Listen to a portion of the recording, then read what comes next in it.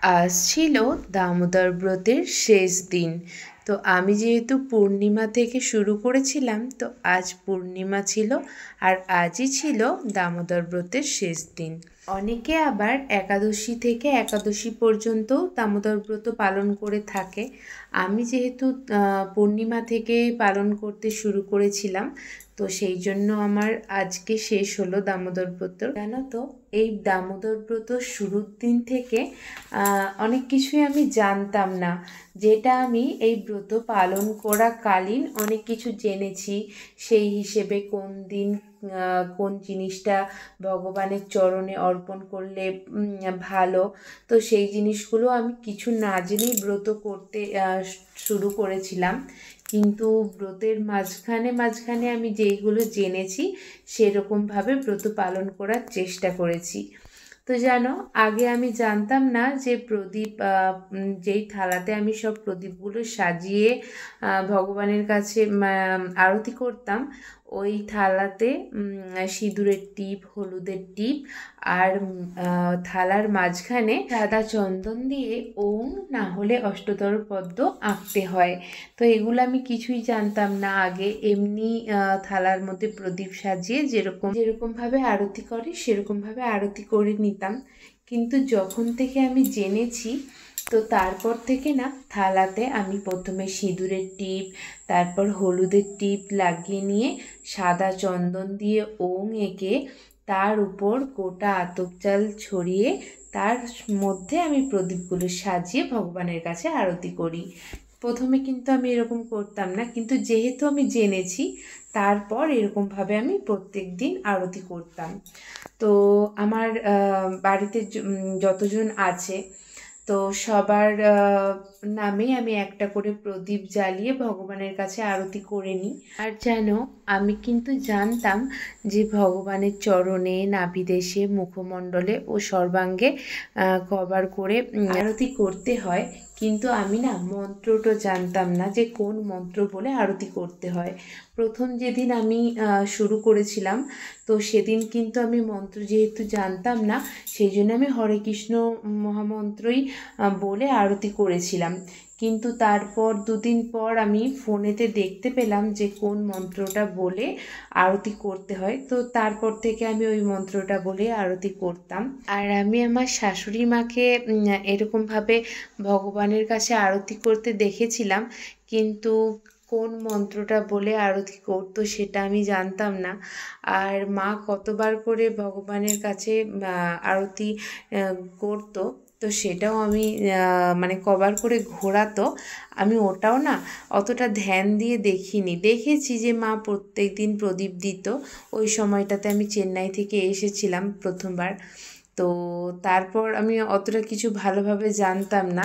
সত্যি কথা বলতে ফোন দেখে কিছু কিছু ভিডিও মানে দেখে আমারও ইচ্ছে গেছিলো যে আমিও এবারে দামোদর ব্রতটা পালন করব, যেহেতু আমার শাশুড়ি মাও করতো আর বাড়িতে যেহেতু দামোদর ভগবানের চিত্রপট রাখাই ছিল, তো সেই জন্য কোনো অসুবিধে হয়নি। ব্রতটা করার ইচ্ছে হয়েছিল, আমি ব্রতটা ভালোভাবে পালন করতে পেরেছি, এটাই মন থেকে একটা শান্তি দিচ্ছিল জানো।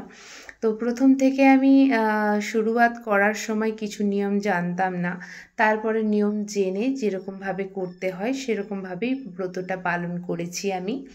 আজ শেষ দিন, ভাবলাম চলো তোমাদের সঙ্গে একটা ভিডিও শেয়ার করি, আর আমারও একটা মেমোরিজ হয়ে থাকবে। আমি সত্যি বলতে জানো, ইউটিউবে যে এই ভিডিওগুলো আপলোড করি, এগুলো না আমার কি বলবো, পরে পরে আমি বেশিরভাগ দেখতে থাকি, হয়তো যখন সময় পাই তখন দেখি। যেমন মায়ের মাও যখন এরকমভাবে এই কার্তিক দামোদর মাসে ভগবানের সামনে আরতি করতো, ওইবার আমি একবারই বোধহয় এসেছিলাম চেন্নাই থেকে, তো ওই সময় না আমি আমার শাশুড়ি মায়েরও ভিডিও করেছিলাম। তো সেটা যেমন দেখো একটা মেমোরিজ হয়ে রয়ে গেছে। এখন মা আমাদের সাথে নেই, অথচ কিন্তু সে যখন ওরকমভাবে আড়তিয়ারে করেছিল, আমার এই জিনিসগুলো যেহেতু ভালো লাগে ক্যাপচার করে রাখতে, আমি সেই সময়টাতেও ক্যাপচার করেছিলাম। এখন পুরোটাই মানে পুরোপুরি সেটা মানে কি বলবো, সেই সুন্দর মুহূর্তটা কিন্তু আমার কাছে মেমোরিজ হয়ে থেকে গেল। ওটা আমি পরে যখন মনে হবে আমি তখনই কিন্তু দেখতে পারবো।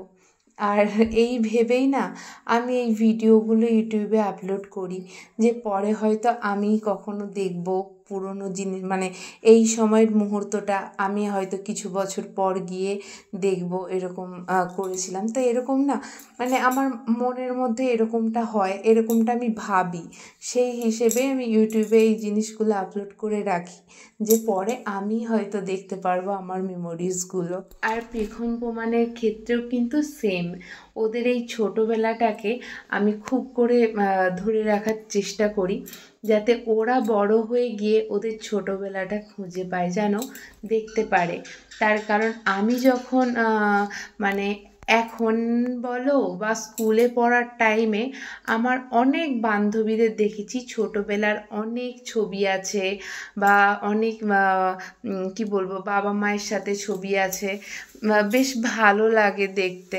কিন্তু আমার না ছোটোবেলায় বাবা মায়ের সঙ্গে একটাও ছবি নেই। আমারই একটা ছোটোবেলার ছবি, তাও আমি আমার মামা বাড়ির থেকে পেয়েছি ওই ছবিটা। তো মায়ের কাছে একটা ছিল, মামা বাড়িতে একটা ছিল, তো ওই ছবিটাই আছে। কিন্তু আমার না আর কোনো ছবি নেই। যখন মাঝে মাঝে মনে যখন হয় যে সবার বাবা মায়ের সাথে সবার একটা করে ছবি আছে, আর আমার বাবা মায়ের সাথে আমার কোনো একটাও মানে ছবি নেই, ছোটোবেলার বলো বড়োবেলার কোনোটাই নয়। মায়ের সাথে আমি এখন ছবি তুলতেই পারি, কিন্তু বাবা যখন মারা গেছিল তখন তো আর এইরকম স্মার্টফোন ছিল না, হয়তো ছিল কারোর কাছে ছিল, আর তখন এইরকম সেলফি তোলার এটাও মনে হয় ছিল না। আমার ঠিক না মনে পড়ছে না, বাবা যেহেতু 2011-তে মারা গেছে, তো তখন আমাদের কাছে ছোট ফোন ছিল, সুইচ দেওয়া ফোন। তো ওতে ক্যামেরা ছিল ঠিকই, কিন্তু ওই সময় না ওই রকমভাবে ছবি তুলতে হবে এরকম কিছু তখন মাথায় আসেনি, বিশ্বাস করো। কিন্তু এখন যখন দেখি আমার বান্ধবীদেরকেই দেখি তাদের বাবার সাথে মানে এরকম ছবি তুলে হচ্ছে পোস্ট করছে, তখন আমার খুব মনে হয় বাবাকে, যে বাবা যদি এখন আমার সাথে থাকতো, আমি বাবা মাকে নিয়ে কী সুন্দর ছবি তুলতে পারতাম। তো এরকম মাঝে মাঝে না মন খারাপগুলো হতেই থাকে, কিন্তু কি করব বলো, এখন আমি আমার ছেলে মেয়েকে নিয়ে, মাকে নিয়ে, সংসার নিয়ে, মানে সংসারের নানান কাজ নিয়ে, হাজারো ব্যস্ততার মধ্যেও যখন মাঝে মধ্যে আমি কিছুটা সময় একা থাকি না, তখন মাঝে মাঝে এত খারাপ লাগে যে কি বলবো, যত এই রকম চিন্তা ভাবনাগুলোই আমার মাথার মধ্যে ঘোরাফেরা করে।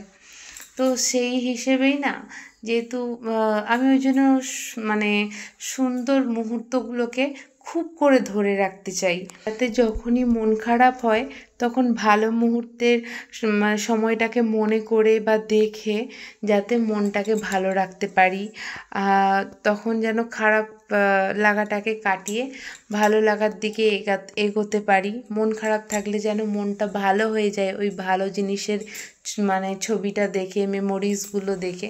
সেই হিসেবেই আমি না মেমোরিগুলো খুব করে ধরে রাখি। তো চলো, কিছু কথা বলে ফেললাম তোমাদের সাথে, একটা জিনিস নিয়ে কথা বলতে শুরু করেছিলাম, তো কতগুলো বাড়তি কথাই বলে ফেললাম, কিছু মনে করো না তোমরা। তো চলো, আজকের মতো ভিডিওটা এখানেই শেষ করছি। তোমরা সবাই খুব ভালো থেকো আর আনন্দে থেকো। আজকের মতো সবাইকে টাটা।